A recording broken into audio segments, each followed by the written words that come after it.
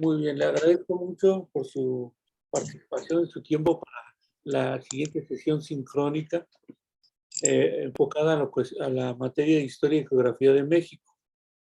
Aquí vamos a ver algunos de los puntos importantes y destacados sobre las condiciones que encontramos en las diferentes actividades respecto a la necesidad de enfocarnos en lo que es, en un primer momento, a la ciencia de la historia, reconocer cuáles son los aspectos importantes que debemos destacar y otras cuestiones referentes a las actividades, que también encuentro demasiadas inconsistencias en algunos de los trabajos que ya me han enviado en respecto a ciertas partes que llegan a colocar los diferentes, en los diferentes apartados que nos pide la actividad.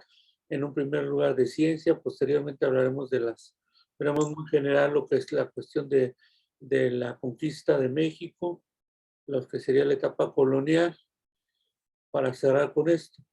Obviamente no sin dejar de hablar un poquito de la cuestión prehispánica. Vamos a ver entonces, en un primer lugar, pues el objetivo. Aquí es que ustedes identifiquen los conceptos fundamentales de la historia, su importancia y la necesidad de conocerla y estudiarla. Bueno, ahorita ya no vemos esto porque la cuestión de la premura del tiempo, como estamos viendo y lo estamos transmitiendo a través de Zoom. La historia entonces no es la ciencia que estudia el pasado, como nos va a decir MacDougall, ni siquiera a los hombres del pasado, sino a los hombres en él, a los hombres que se encuentran en la historia misma. Es la ciencia de los hombres en el tiempo, como nos va a decir el destacado historiador MacDougall en Introducción a la Historia. Bueno, y aparte varias de sus obras fundamentales, como la de los Reyes Taumaturgos, que es una gran obra que él abarca y que hace una primera aproximación desde el análisis histórico y desde una propuesta teórica que se llama la Escuela de los Anales, una gran revolución respecto a la interpretación de la historia. Y nos va a traer a colación lo que les pregunta en la actividad. Bueno, y la historia, ¿para qué nos servirá? Parecería que solo se trata de un montón de fechas y eventos que hay que aprenderse, o no, diría. ¿Y cuál será entonces la historia verdadera? Aquí me gustaría ver con ustedes de manera muy sucinta, muy eh, concreta y directa, la importancia de la historia y cómo se construye y reconstruye como tal. Cuando ponga el video voy a quitar la, el audio y si ustedes no escuchan, inmediatamente me escriben o comentan, abren su micrófono para que yo abra mi audio si es que no se alcanza a escuchar el video. Porque por lo regular yo quito mi micrófono debido a que se hace doble eco. Voy a quitarlo, ¿eh? Me dicen ustedes.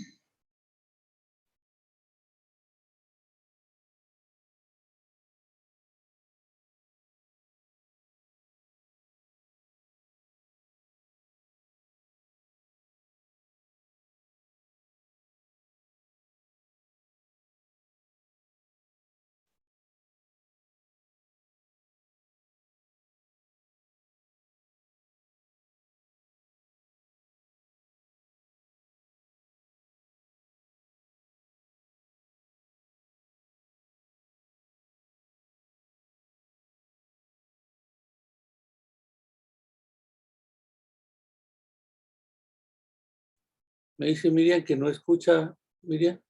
Esas actividades también. No, de hecho, si apagas su micrófono no se escucha nada. Ah, ok. Entonces voy a tener, ya, ahorita sí lo escucha, ahorita que lo tengo Van abierto, ¿verdad? construyendo la historia Sí, se todo. escucha. Ah, muy bien. Entonces eso es que llega a ocurrir, a ver si no se hace doble eco. Ok. Si no les encargo a ustedes nada más que corten su micrófono, a ver si escuchan. ¿Para qué Sí, sirve la historia? Consejas que vienen desde tiempos muy remotos hablan de la historia como maestra de la vida. Pero ¿nos ha servido de algo aprender historia? Hasta la fecha hemos aprendido a transportarnos a grandes velocidades, comunicarnos al momento desde y hacia cualquier lugar del mundo. Conocemos mucho sobre la vida de nuestro planeta, empezamos a escudriñar nuestro universo e iniciamos el entendimiento de la vida misma con los descubrimientos genéticos. Sin duda, nuestra capacidad de aprender es enorme. ¿Por qué no hemos aprendido a vivir en paz? ¿Por qué no aprendemos a ser justos? ¿Quién nos enseñó a creer que era natural que unos humanos vivan con todos los privilegios y otros sin cubrir sus necesidades? Y si se dice que el pueblo que no sabe su historia está condenado a repetirla, ¿tiene la historia como maestra de la vida algunas respuestas? Cuando pensamos en la historia, es probable que la imaginemos como una simple narración muy larga, en la que todos están de acuerdo acerca de cosas que ocurrieron hace tanto tiempo que no tienen nada que ver con nuestras vidas. Pero en realidad, la historia es importante en nuestras vidas. Nuestra historia personal es parte de una historia más grande. Lo que hacemos a diario está condicionado por todo lo que pasó antes, y esas actividades también van construyendo la historia todos los días. Por otro lado, la historia forma parte de nuestra vida porque la aprendemos en las escuelas, aunque esas dos historias no parecen juntarse siempre. El contarse historias unos a otros para compartir experiencias vitales es un proceso esencial para comunicar y recrear de todos esos valores, costumbres y significados que llamamos cultura. Sin embargo, no hay una historia única y verdadera. Las fuentes de la historia son muchas y diversas, que van desde el propio hogar, la escuela, medios de comunicación, iglesias y más. Fuentes con distintos enfoques y estilos, y también con diferentes intenciones. Cuando la historia, ya con mayúsculas, se vuelve propiedad de las instituciones, se convierte en un instrumento de poder. Por eso, lo más común es que la difusión del conocimiento histórico responda a los intereses de quienes difunden o se proponen enseñar su versión de la historia, ya sea en la escuela, la televisión u otros medios. Por eso, la historia que se escribe para los libros escolares suele ser muy diferente a la realidad. Entonces, ¿es posible encontrar respuestas en la historia? ¿Respuestas 100% ciertas? No, pero sí experiencias que pueden explicarnos cómo actuamos a diario y en el futuro, referentes que debieran ser tomados en cuenta en cada decisión que tomamos. Enterarnos de que lo que sabemos de historia puede no ser 100% cierto nos ha confundido más. Si es así, excelente. La historia con sus modos de escribirla, difundirla y aprenderla se nos presenta como un proceso confuso y complejo, plagado de opiniones, inconsistencias y contenidos no siempre confiables. Hay que desconfiar de las historias que se presentan como las únicas verdaderas. Conocer otras versiones, siempre sabiendo que lo único seguro es la incertidumbre. Y estar seguros de esa incertidumbre ya es una certeza de la que podemos partir. Curiosamente.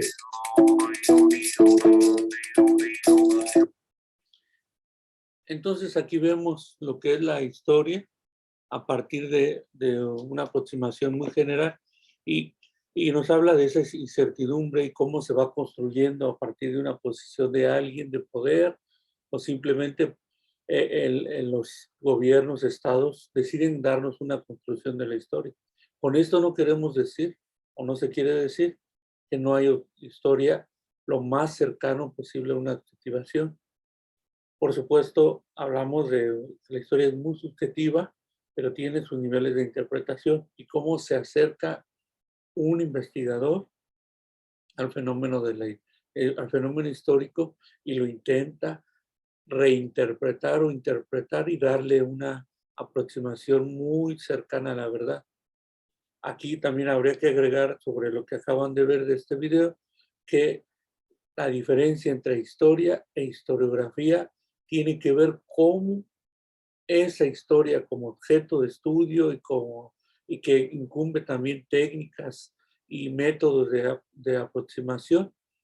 La historiografía, por otro lado, nos sirve para darnos cuenta quién está escribiendo esa historia, con qué fin, cuál es su meta, cuál es la formación de ese historiador que llevó a cabo este libro, como el que les comentaba de Mark Bloch. Hay que conocer también, bueno, la historiografía nos permite conocer su vida, sus logros, su formación académica, etcétera, que lo llevaron a realizar un estudio sobre la historia misma. Y ahorita vamos a ver esa importancia de diferenciar entre el concepto de historia y la historiografía, lo que va a ser también el tiempo-espacio, y que no es lo mismo el tiempo cronológico al tiempo histórico, etcétera, etcétera. Bueno, y aquí ya me voy a saltar a los conceptos. Tomen mucho en cuenta que en la actividad nos pide en un primer momento hablar de lo que es los conceptos mismos de la historia. Y esto que nos va a servir a nosotros para entregar o tener una evaluación mucho mejor a partir de saber identificar estos conceptos. Porque en la primera actividad lo que me doy cuenta es que sí, si ustedes lo habrán notado, hay una relación de columnas relativamente sencilla. Posteriormente ya nos habla de las líneas del tiempo, y que la línea del tiempo, recordemos que es un hecho es de manera horizontal, y partimos desde la parte izquierda con los primeros años, y cerramos en la parte derecha con los años a los que nos queremos referir. Por supuesto, ahí hay una tabla, encontramos las diferentes fechas que nos dicen, y en la línea de tiempo la cuestión es nada más acomodarlo. La cronología, incluso la tomo como válida si tú decides tomar los mismos datos que te dan al principio y copiarlos literalmente hacia abajo, y simplemente nada más cambiarle a lo mejor el formato, etcétera, porque una cronología parte de hechos narrados, pero de manera vertical. Horizontal la línea del tiempo, vertical es la cronología. ¿Cuál es la diferencia? Que la horizontalidad me va a permitir hablar de espacio-tiempo. La verticalidad es simplemente darme las fechas y ubicar qué sucedió en determinado momento en una etapa, un fenómeno, un hecho, un suceso, y cuál fue el siguiente, etcétera. Tenerlo como lista, por decir la cronología. Por eso, y esto también nos sirve mucho porque no es lo mismo hablar de una persona que es historiadora a un cronista de un pueblo, de una localidad. El cronista puede saber la historia del pueblo, cuáles son sus grandes tradiciones, costumbres, etcétera. Pero el historiador, que es formado de manera distinta y que trae todo un bagaje cultural que le va a permitir realizar una investigación, va a tener otro enfoque y otra aproximación a lo que es a la historia misma. ¿Qué les piden a ustedes en esa actividad? Después de esta línea de tiempo y cronología, hablar de conceptos, y ahí es donde están fallándome un poco más. Pero si toman atención a esto, ya les va a quedar muy, muy claro. La historia entonces es el relato, acontecimiento o suceso que se escribe, es lo escrito. Por otro lado, la historiografía es el estudio de los autores o intelectuales que escriben sobre la historia en determinado tiempo, espacio. Esto es, la historiografía lo que me permite es conocer al personaje que escribió el libro, que se acercó. Aquí tengo el libro incluso de Mark Bloch, de los reyes taumaturgos que les comento. Y entonces, ¿qué hace la historiografía? Analiza al autor, a Matt Bloch, cuál fue su formación, qué tipo de estudios universitarios adquirió que le permitieron realizar esta obra, que se llama así, Los Reyes Taumaturgos, como los conocen ustedes aquí, y que hace su primera aproximación a partir de toda una formación de investigador.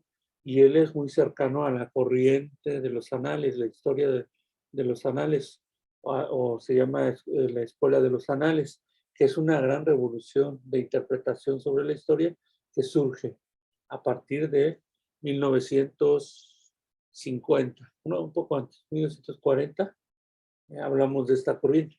La historiografía entonces lo que hace es acercarse a la obra, pero conocer al autor, para saber por qué realizó su estudio de esta manera. Por otro lado, la cuestión del tiempo y el espacio. Recordemos que una cuestión es el tiempo cronológico, que serían las horas, los días, los años, y por otro lado el tiempo histórico. Son dos tipos de tiempo.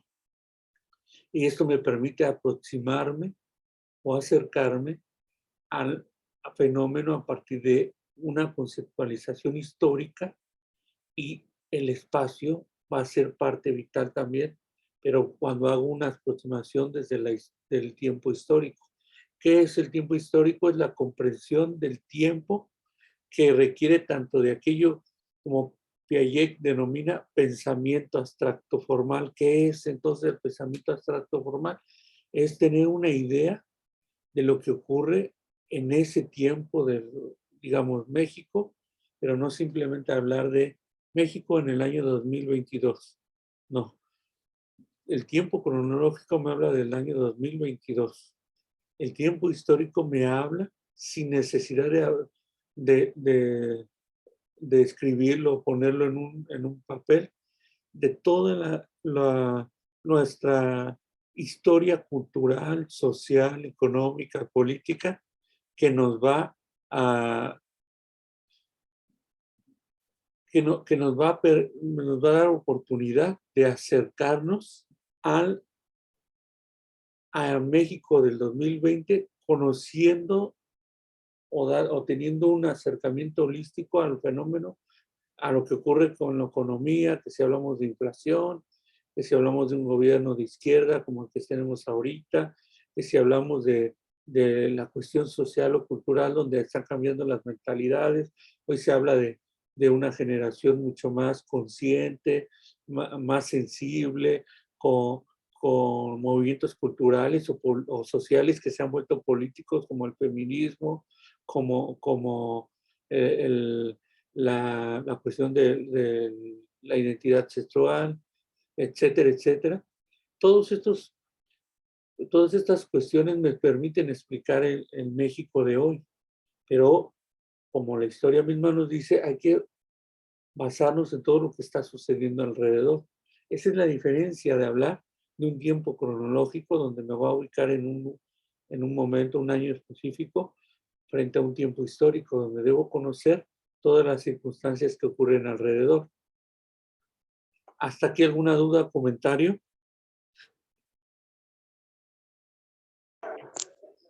No, todo está muy bien. De hecho, eso ya lo entendí perfectamente y mi trabajo no me fue muy mal. De hecho, saqué el 80% bien. Bien, muy bien. Qué bueno, Miriam. A eso me refería, nada más para que tengan claridad, sobre todo los que vean posteriormente el video, hablando de que el tiempo histórico es simultaneidad, que ocurre al mismo tiempo en varias cuestiones. Eso es lo que me habla del tiempo histórico. ¿Qué está ocurriendo en 2022? No solamente en México, por ejemplo, sino la inflación que también está impactando en Europa, en Estados Unidos, por supuesto, impacta en un país como el nuestro, que es subdesarrollado, permanece en cambio. ¿Cuáles son las permanencias? ¿Qué es lo que permanece a nivel cultural, tradiciones? Pero ¿cuáles son los cambios que estamos? Ahora hay mucho más participación de la juventud, o más sensibilidad, como les decía. Las mujeres tienen más voz y voto, incluso una participación laboral, aunque permanecen salarios desiguales, todavía condiciones culturales machistas, ¿no? Incluso fuertes, todavía un arraigo cultural, y esa es una crítica que se hace al hombre como tal, frente a la mujer mexicana, y no digamos a lo mejor Latinoamérica continúa, no a lo mejor continúa en Latinoamérica y otros países de Europa y de África y en general del mundo, todavía el orden del machismo y de el género pesa culturalmente, etcétera. Eso se mantiene, pero hay cambios al mismo tiempo. Hay continuidades en el aspecto de tener nuestras tradiciones muy arraigadas, ya sea de lo religioso, el guadalupanismo, el Día de Muertos, por poner un ejemplo, y que facilitan estos aspectos la comprensión de estos procesos históricos en sus diversos aspectos, como les decía, político, económico, social, cultural, ideológico. Uno de los que hablan desde estos puntos de vista sería la aproximación de estos historiadores. Aquí les presento a los que están hablando ya de una historia muy a partir de hablar de las fuentes, estas fuentes secundarias que serían los libros, ya nos empiezan a hablar de una historia reciente y qué va a ocurrir en el país. Vean ustedes, como este autor mexicano, el doctor Carlos Antonio Aguirre Rojas, que dice la historiografía en el siglo XX, historiadores entre 1848 y él pone 2025 porque habla de una crisis estructural del capitalismo.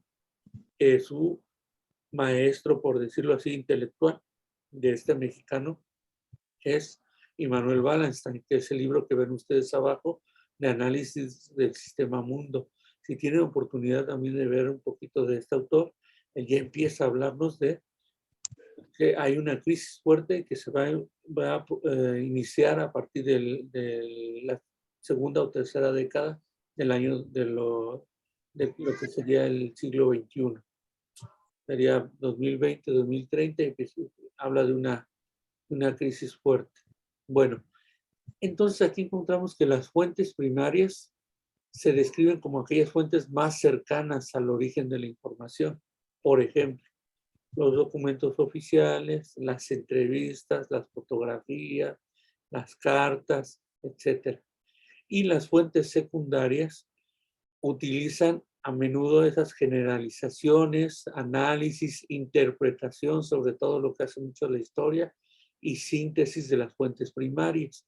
¿Y cómo son los ejemplos de esas fuentes secundarias? Lo que vemos aquí, los libros, artículos, los libros escolares, que también encontramos que son una interpretación de lo que me están diciendo esas primeras fuentes.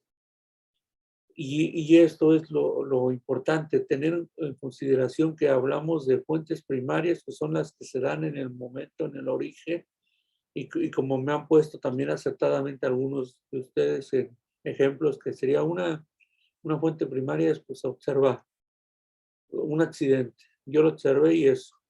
Cuando un reportero, un policía se acerca y me pregunta qué sucedió, él ya va a interpretar, y él es la fuente secundaria.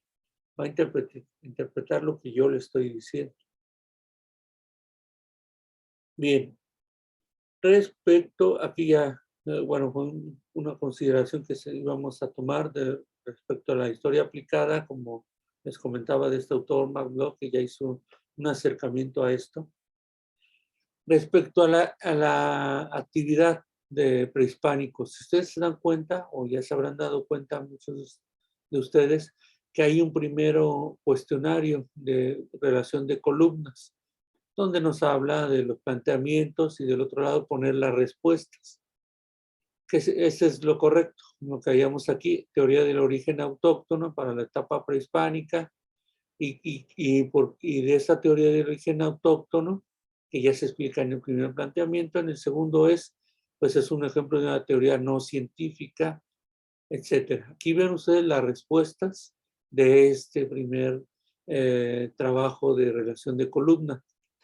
Lo que noto cuando me entregan este mapa que me pide que hable de las rutas del poblamiento de América, que me las ponen abajo los colores. Esto lo sé, se lo han tomado a veces, lo encuentran en internet y eso ha sido un problema constante, que se encuentra en internet la actividad, etcétera, etcétera. Sí está bien, pero trata de darle tu planteamiento, postura, arreglarla, porque se presentan en muchas ocasiones los mismos errores. Si están abajo ya los colores, lo que tú tienes que hacer es identificarlo aquí. Por ejemplo, la teoría del origen autóctono, que no es una teoría científica, que ya incluso se rechaza, sería esta flecha roja, porque surge en Argentina esta teoría y que me habla que de ahí se dio el poblamiento. Aquí está al revés, ¿eh? Este sí fue error de la cuestión de las flechas mías, pero sería hacia afuera. En la roja sería, el origen es aquí en Argentina y la autóctona nos dice que a partir de ahí se dio el poblamiento de América, que hoy en día ya se cuestiona, como les digo. La teoría del origen africano, por supuesto, partimos de África, que en realidad ahí nos habla de que pudo haber sido mediante una balsa llegar hacia América o haber originado desde África y recorrer por Asia. Pero hay teorías que todavía se aproximan a eso, porque en la isla de Pascua, que está del otro lado, se encontraron información vital de que puede ser que llegasen a unas islas y posteriormente llegaran al continente. Puede haber ocurrido de esta manera, desde África. Bueno, la teoría del origen africano es la verde. La teoría del origen en el estrecho de Bering, por la parte del norte, es que se congeló hace muchos años, hablamos de una era glacial, que ya se aproxima a otra a partir del 2030, que es un fenómeno natural que se da aproximadamente cada 200 o 150 años. Ya ocurrió, no más, un poquito más de 200 años, ocurrió en el siglo XVII, y va a ocurrir nuevamente una mini era de hielo, como se les comenta, en el planeta. Entonces ocurrió en ese momento y se pudieron trasladar desde lo que sería Asia hacia América. Ahora sí que del continente asiático, donde haríamos aquí que sería lo de hoy es Rusia, hacia América. Y la teoría de los origen múltiple, que es esta naranja, donde hablamos, esta sería al revés, ¿no? También. Sería de este lado y de África para acá. Se dio a partir de varios lugares, como les comento, pudo haber sido a partir de llegar de esas islas, establecerse un rato, un tiempo y seguir. O por la parte de arriba, y hablamos también de la parte europea, etcétera. Pero hablamos de hace millones de años. Esta es la que ha tenido más errores a la hora de presentarse. Me ponen los colores abajo, me dicen cuál es, pero no me dicen aquí en el mapa, no me lo ponen. Aunque lo pongan de esta manera es suficiente. ¿Alguna duda, comentario aquí? No, está muy bien, profe. De hecho, yo ya le entendí en esa parte, me revolvía del mapa, pero Ajá. ya con su explicación entendí cómo marcarlo. Muy. Sí, te agradezco. Voy a acelerarme porque me mandó un mensaje de 10 minutos. En la Ok. etapa colonial, aquí, aunque yo ponga esas imágenes, que algunos de ustedes han puesto en las imágenes, es correcto. Lo que es incorrecto es no explicar y que lo van a poder encontrar en los libros. Si me habla de la etapa colonial, sí, está muy bien que a nivel político, como estaban organizados, esta es la jerarquía, pero cuál era la función de cada uno, me lo pueden poner abajo, lo encuentran en sus libros, no hay problema de esto. Del otro lado, hablamos de la división social. Esta es de su lado izquierdo es la división política o la estructura política. Aquí la división social. Los españoles, obviamente hablamos del virrey, y muchos españoles nacidos, por supuesto, en Europa y radicados en América, los criollos, que serían hijos de españoles, pero ya nacidos en América, mestizos, la mezcla entre español e indígena. Por supuesto, abajo encontramos a los indios, negros y mulatos. E incluso este mapa, si lo pones, está muy bien. Simplemente les pido que hagan una descripción muy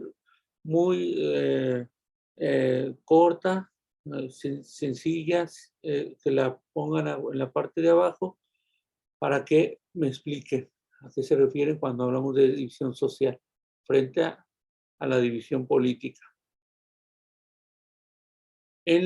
Bueno, y referente en la cuestión de actividades económicas, ahí me habla de que por lo menos se mencionen 4 actividades económicas, que serían la agricultura, que es una actividad económica porque al final resulta para obtener un recurso, para una ganancia. El comercio, la industria incipiente pero se daba, y la minería.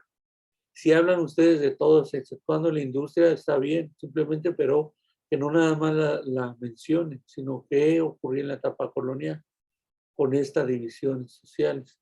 ¿Cuál eran las condiciones y características de la economía en la etapa colonial referente a la minería? ¿Cuáles eran los centros mineros más importantes? Gracias al desarrollo de la industria, de la minería, y que ya había universidades donde se daban carreras en ingeniería o enfocadas a estudios de la minería, se iban a ciertas zonas, sobre todo Zacatecas. Hay un libro muy bonito de Powell que se llama así, La Guerra Chichimeca. Por aquí lo tengo también, pero muy bonito. Aquí está, sobre la Guerra Chichimeca. Este libro es una belleza, de Powell, y él nos menciona las zonas donde encontramos minas y donde se da todo un desarrollo comercial alrededor de estas minas. ¿Por qué? Ya se encontró la mina, hay productos como la plata, sobre todo era la plata, y entonces vienen diferentes grupos de indígenas, criollos, mestizos y por supuesto españoles, y se establecen alrededor de las minas. Y hablamos de las primeras ciudades, que sería hoy Guanajuato, otra de las minas importantes, el León, en algunas de las zonas de León, otras en Michoacán encontramos, en lo que sería un pueblo llamado Angangueo, Tlalpujahua, otro grupo minero, etcétera. Entonces se da un desarrollo económico también. ¿Por qué? Porque alrededor de ahí se establecen las poblaciones, viene el comercio para abastecer esas poblaciones, se da un desarrollo agrícola para también tener alimentos o tener alimentados al grupo de individuos que están alrededor de la mina, etc. Entonces se da un auge, no solamente a partir de los mineros, sino también social, económico, no digamos más, también de la cuestión cultural y del orden de las tradiciones, etc.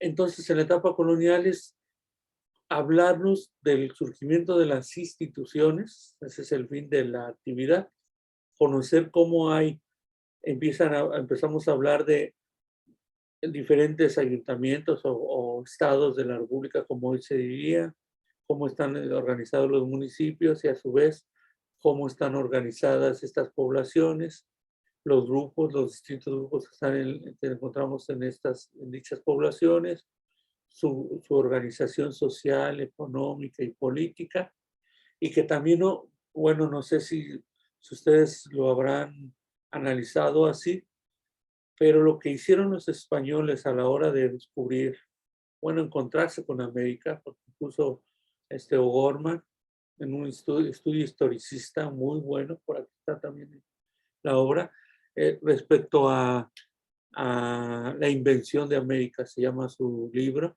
y que realmente no se descubrió un continente, simplemente se dio con esta zona del planeta porque los universitarios de la época, los que iban a la universidad, sabían que la Tierra era redonda. Nada más que no tenían cálculos todavía específicos para saber el tamaño. Obviamente se hacía una crítica a la etapa de Cristóbal Colón porque estaba entrando apenas en el Renacimiento, pero si hubieran leído a Tales de Mileto, a los griegos matemáticos, ellos ya habían hecho los cálculos muy cercanos, nada más. Ellos ya sabían de qué tamaño era el planeta. Y las universidades de la época de la Edad Media o feudalismo no sabían de esto. Y entonces Cristóbal Colón ya había ido a la universidad y sabía que la Tierra era redonda. El problema es saber hasta dónde llegaba o cómo podría haber llegado a América, a las Indias, a la India, que era donde quería comercializar, o con los chinos. Por eso se les dice indígenas a esta población. Entonces no se descubre nada, simplemente se da un nuevo lugar, en una nueva ubicación y dicen, este continente, estas tierras no sabíamos que estaban aquí. Bueno, eso es a grandes rasgos. Esas serían las actividades para que consideren ustedes a la hora de realizarlas. ¿Alguna duda o comentario sobre eso nada más para cerrar? No, profe, todo está muy bien, todo me quedó muy claro. Muy bien. Les agradezco mucho, Miriam, Karina, por su Está bien. participación. Y Muchas gracias. lo antes posible bajo el video y se los comparto. Está bien. Ok, gracias. Que estén muy bien. Gracias por su participación. Hasta pronto. Gracias. Hasta Voy a igualmente. quitar la grabación antes de que nos corte.